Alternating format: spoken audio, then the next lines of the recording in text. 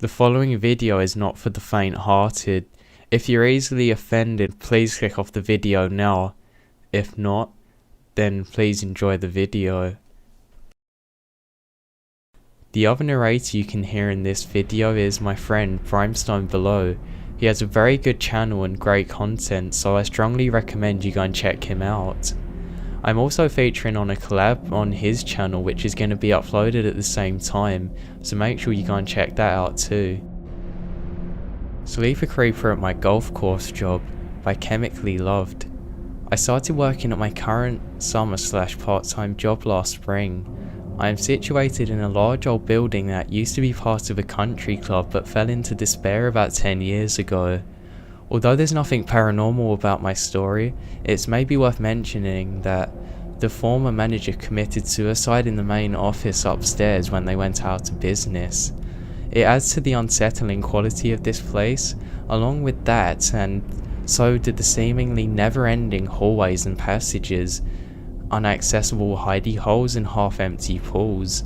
There's also other strange unused parts of the building, like a secret shower room / sauna and a tunnel that's used for storage areas that connects the men and women's bathrooms together. There's also a lot of doors to the outside in this place.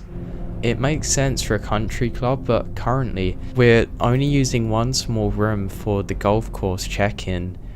The kitchen and one dining room area are both used as part of a restaurant upstairs, and there's one small cafe area for early morning golfers to go and get their coffee. The cafe area is where I work. In the summer, we used to clock in to open the cafe before 6 AM, often before the sun comes up. The course people come in pretty shortly after that, but I would be the first person in the building every morning.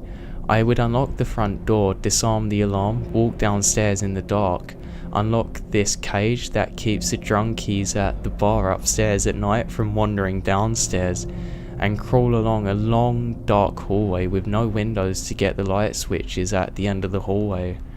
This always creeps me out, and I end up holding my keys between my fingers like brass knuckles. It's worth noting that I'm a woman in my mid-20s and I've lived in plenty of bad neighbourhoods, and so I ninja slide down the walls on the opposite side of whatever doorway is coming up, just because it's pitch black and I'm very scared.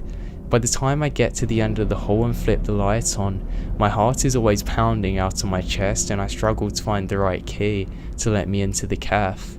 Now, the whole situation started when Tim, a golf course employee, mentioned that he kept shutting the door between the men's locker room / bathroom and the storage area that leads to the women's, and every time that he would go back, it would be open again. This, along with some strange noises, was fodder for the bar regulars upstairs to claim that this place was haunted by the old manager, who seems to have died within these walls. Travis, a co-worker in the cafe, also mentioned that a few minutes after he opened, he went into the men's locker room area and he noticed that it was very steamy and smelled like soap. So he went into the shower room to investigate and everything was stopping wet and still hot. He was still the only person who was supposed to be there at that time of day, but he didn't see anyone around, so he just let it go. A couple of months later, Tim noticed this weird side door that you had to climb up a rickety old staircase on the side of the building, and it wasn't shutting correctly. He fixed it and locked it correctly and didn't think anything of it anymore. Shortly after, someone from the golf course came over to tell me that they found someone's entire life packed away in one of their hundreds of lockers that no one used, and they thought someone was living in the storage area between the men and women's bathroom below. He must have been coming in before the course was open, before the people set the alarms and when they left in the evenings, and leaving after the cab person, so me, would come in to turn the alarm off in the morning. So that means that every morning, as I was blindly shuffling my way down that long dark hallway alone, one of those pitch black doorways was actually hiding somebody behind it.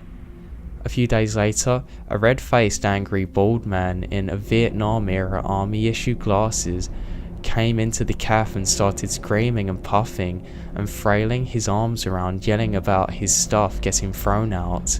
He went over to the golf course people and they asked him about the contents of his locker. His answers about specific items led them to the building and made them realize that this man was secretly living in one of the building's many dark passageways. I never found out much about him, whether he was dangerous or just homeless, but watching him scream about his stuff made it clear that he wasn't 100% rational. I still work there and do a darkness shuffle down the hallway every morning when I work, and although they say that everything is on the up and up with the alarms and doors locking, it still creeps the life out of me.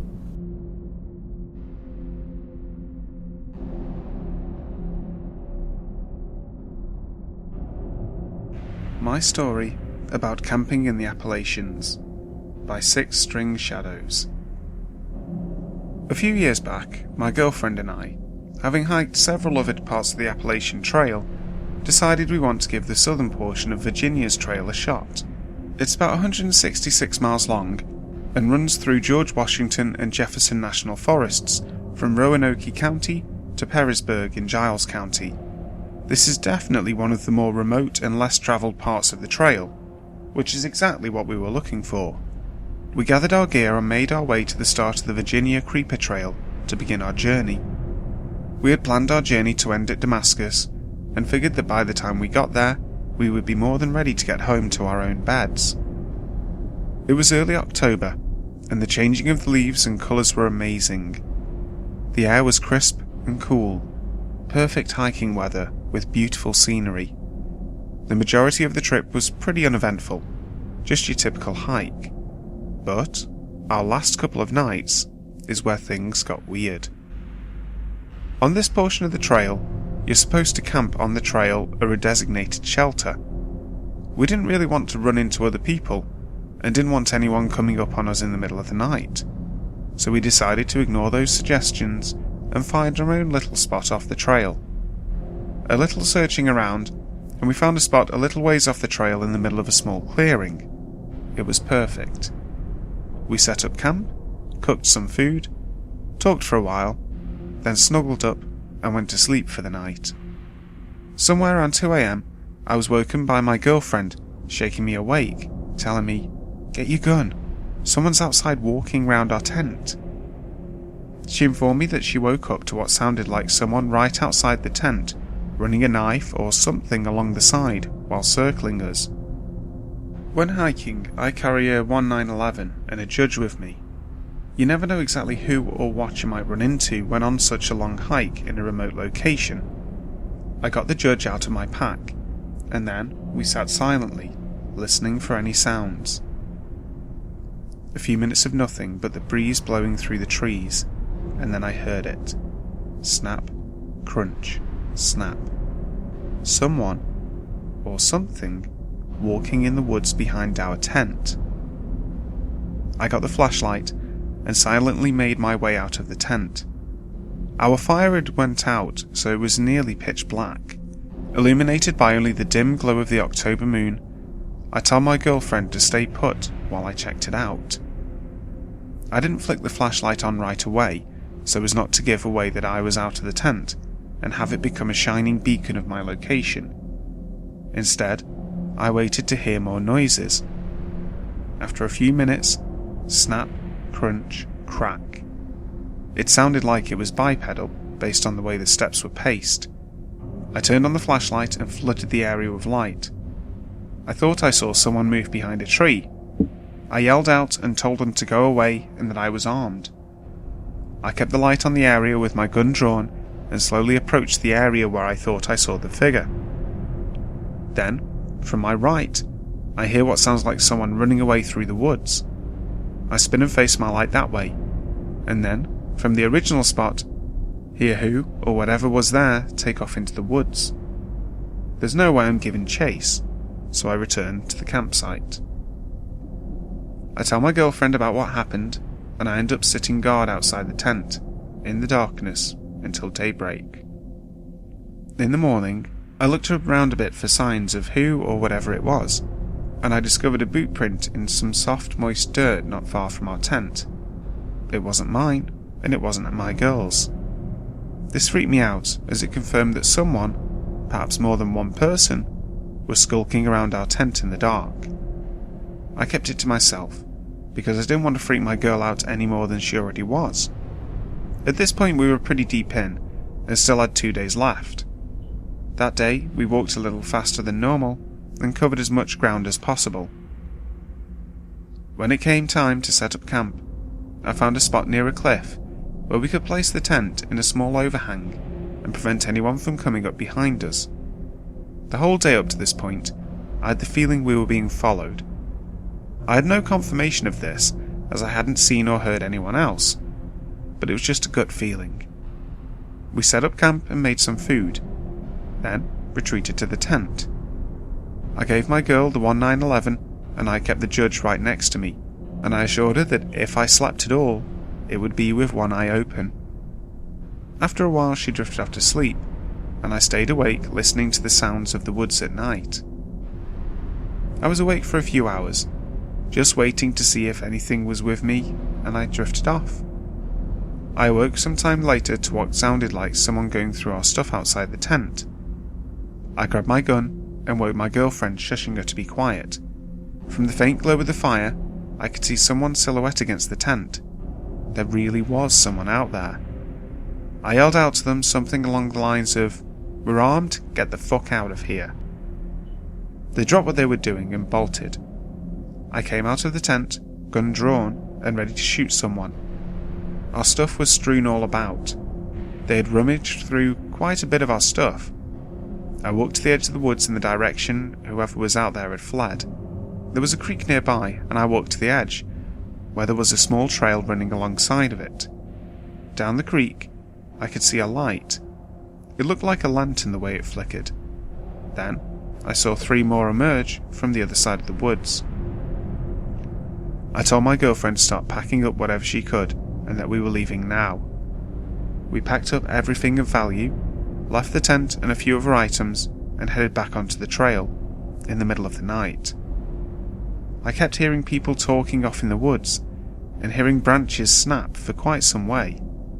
I kept looking behind us every few seconds to make sure nobody was coming up on us. It was completely nerve-wracking. If something happened, we were still a long way from anywhere, and quite literally on our own, since we hadn't seen another hiker the entire time we had been out there. I really felt we were in serious danger. We'd been walking for quite some time when I heard something in the woods behind us. As we rounded a corner, I turned around and saw someone step out onto the trail and just stand there watching us. It was just as the sun was coming up, and there was barely any light. I couldn't make out any features, just the silhouette. I stopped and looked at them for a second, and asked them who they were and what they wanted.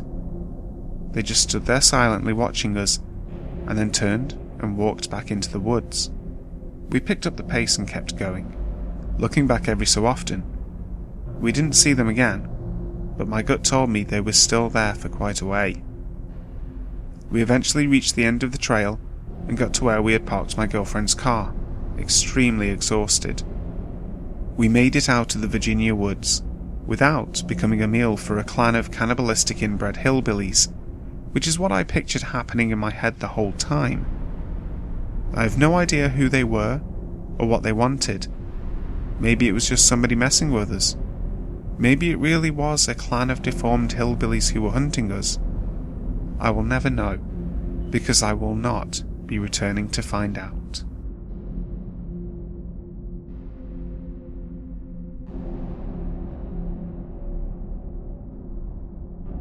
Thank God for Peepholes by Boozy Druzy. I'm a female living alone in a large city. Knowing exactly what this could mean for me, I'm pretty wary of my surroundings and the people in it. I recently moved to the back of an apartment complex to the 3rd floor. This was very exciting for me because I hated being on the ground level. A few days after moving in, I met my across the way neighbour Steve. Steve was tall and skinny with dark hair, and had somewhat of a beard. He was very nice and polite in our few passings, though we never had a bigger exchange other than just saying hello to each other until Saturday night. My friend dropped me off at my place late night and I stumbled up the stairs stupid drunk. I knew that I was making a racket while doing so because Steve opened his door as I approached mine. I waved at him and smiled as I fumbled for my keys. I was facing my door trying to remember which key it was as they all looked the same, and I then felt Steve coming up behind me. He then grabbed my hand that had the keys in it and breathed, "Let me help you," and immediately found the correct key and helped me put it in the keyhole. It could have been romantic looking back on it if this guy hadn't have proceeded to stick his nose into my hair and take a deep shaky breath. The red alarms began immediately going through my head and cut through my drunken ways. My breath was frozen in my throat and I realised just how bad I could have possibly been in trouble then. "Thanks," I mumbled before slipping through my door and locking it behind me.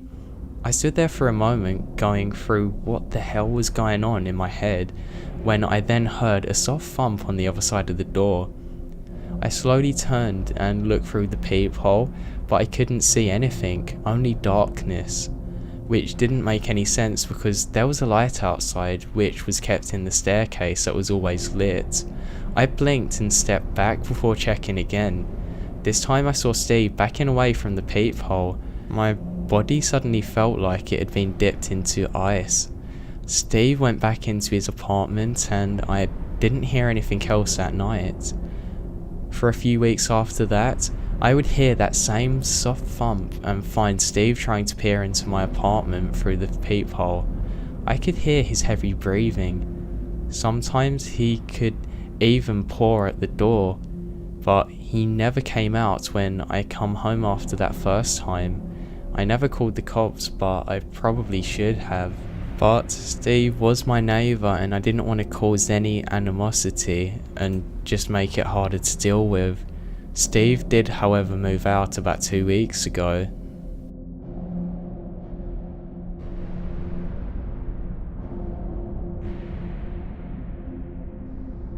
My family lived with a cold-blooded killer for months, and we didn't even know. By Birdie Talks. I was 13 years old, and my mum and her 6-year boyfriend had just separated due to an extensive drug addiction on his part. They constantly fought whenever they were around each other, and things got pretty violent most of the time. There was constant physical and mental abuse. His drug addiction got so bad that we came home one day to find he had pawned off our furniture, TV, and bedroom sets for drug money. Eventually, he ended up being caught driving under the influence and was sent to prison. My mother thought it'd be best to move my 9-year-old brother and I into my grandmother's house, as our house was being foreclosed. That being said, I didn't protest the move. I actually ended up getting better sleep in my grandma's house, since I was never woken up to any screaming.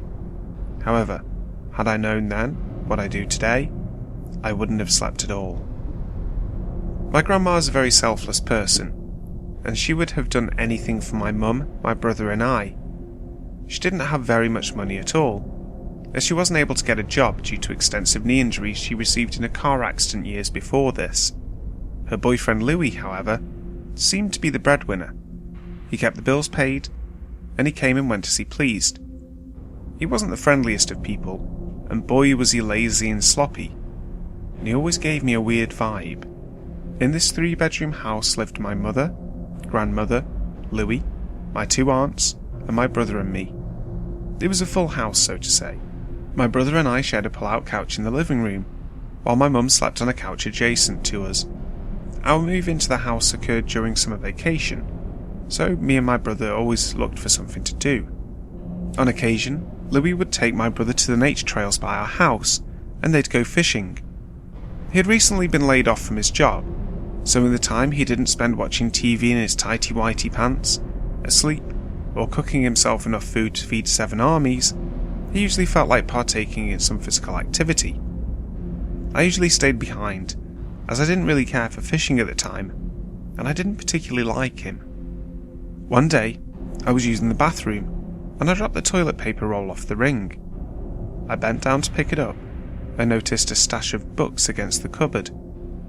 I reached down and grabbed out more than a dozen porno books. Quite obviously they were Louis'. I panicked and told my mum what I had found, because for some reason in my mind, I thought he would somehow realise that they were moved from their spot. When my mum politely confronted him about this, he became belligerent. It escalated into a fight that resulted in him leaving for several days. When he returned, he became very violent towards everyone, especially my mum and her two sisters. On top of this, my mum had been storing all of our stuff, well, what was left of it, down in the basement. She noticed that her $1,000 power saw that once belonged to her ex had gone missing. Her ex wasn't able to pawn off the power saw simply because he didn't know about it. It was hidden in our garage and meant to be a birthday present to him. My mum wasn't sure if the neighbours had taken it as it was a duplex, but she did suspect Louis. She already didn't like him due to his laziness, his nasty porn stash, and his growing attitude towards everyone in the house. She banned him from taking my brother on their fishing trips, and also began encouraging my grandma to break up with him. My grandma still decided to keep him around, even though he started becoming very violent towards her as well. This all changed when my mum saw her power saw in the window of a pawn shop. It had the exact same serial number that she had on the warranty papers. She asked the pawn shop who had sold the saw, and their description fit Louis perfectly. That was the final straw. My mum took charge and moved his things out. He became belligerent once again, and we ended up calling the cops and reporting a domestic violence. My mum explained the situation to the cops, and they had him gather all his belongings and leave the house. What we found out next still sends shivers down my spine. Louis was a recovering cocaine addict who had relapsed, and badly. He failed a drug test, so he actually lost his job as opposed to being laid off. He moved to a tiny apartment complex soon after, and he finally stopped coming by the house and begging for our forgiveness. Months went by, and we all forgot about what had happened, until my grandma and mum saw something on the news that stopped their hearts for a moment. A New York man had been arrested for the murder of a Florida woman. The mugshot appeared on the screen. It was Louis. Not only was he a drug addict, but he was a killer. Apparently, he met the woman right after everything went down with my grandma, and a few months later, he moved with her to Florida, where she was originally from. When the woman went missing, all her family members pointed fingers at him. They said he seemed crazy at times, and that he was very violent and aggressive towards her. They claimed they had urged her many times to break up with him, but she felt terrible that he had been laid off and had moved all the way to Florida with her, so she refused. Finally, Louis snapped and strangled the poor woman dead in her own home. Once she was dead, he then cut her body up into several pieces, put them into a tarp, and stashed them in the trunk of her own car. He drove said car, with the body inside, to a storage garage in Wisconsin, and left it there for several months before it was finally discovered. When this woman went missing, the family pointed fingers at Louis, and a search went out for him. He was finally tracked down in Wisconsin and arrested. He was proven guilty of second-degree murder, along with other charges such as grand theft auto, and was subsequently sentenced to life in prison. And to this day, he rots in there. I just can't imagine what would have happened if my mum hadn't been so adamant about my grandma kicking him out. He was truly crazy. My mum, aunt, grandma, or I easily could have been in the place of that poor woman.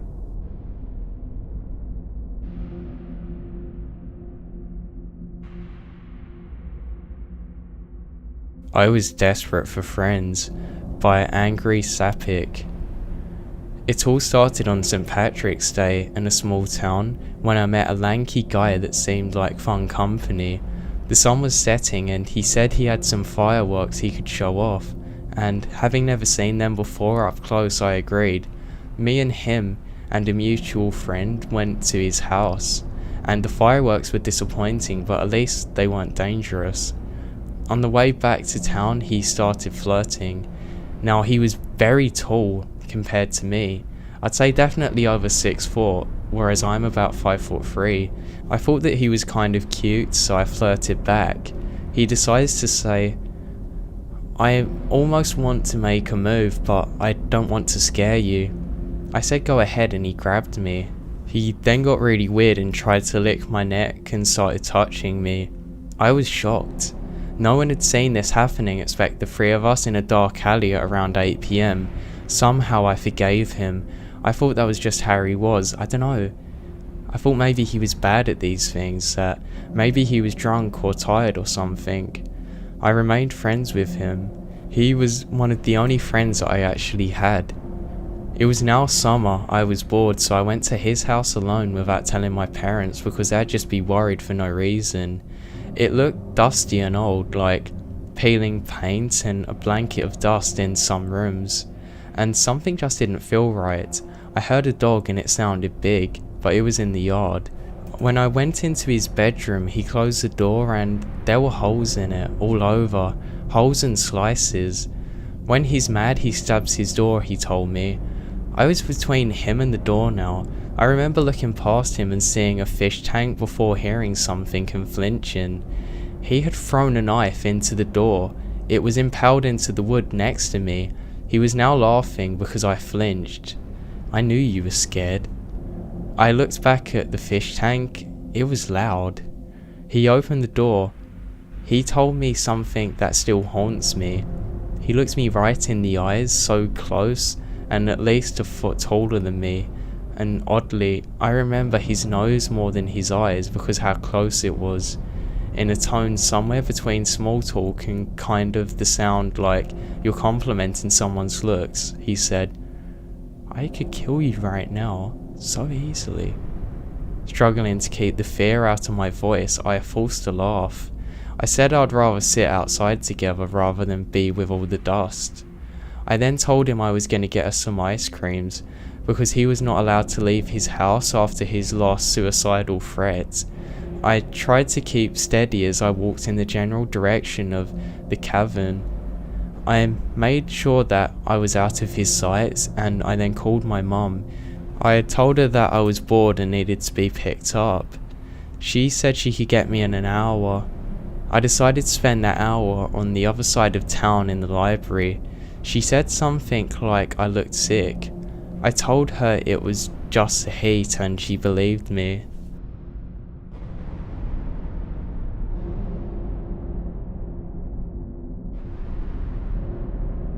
On the way back home from school when I was younger, there was a set route that I would always take. I would take this route with my friend. There was nothing out of the ordinary with it. It was normal. There was one thing that we always did, however.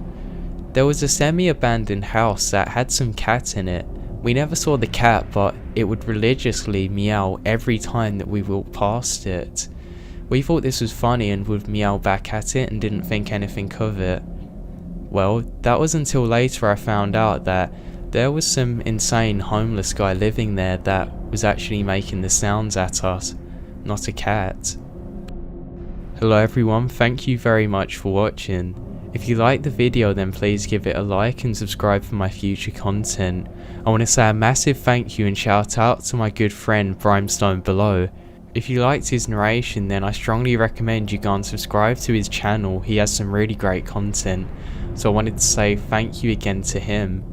I also featured on his channel as a part of this collaboration on a separate video, so make sure you go and check that out.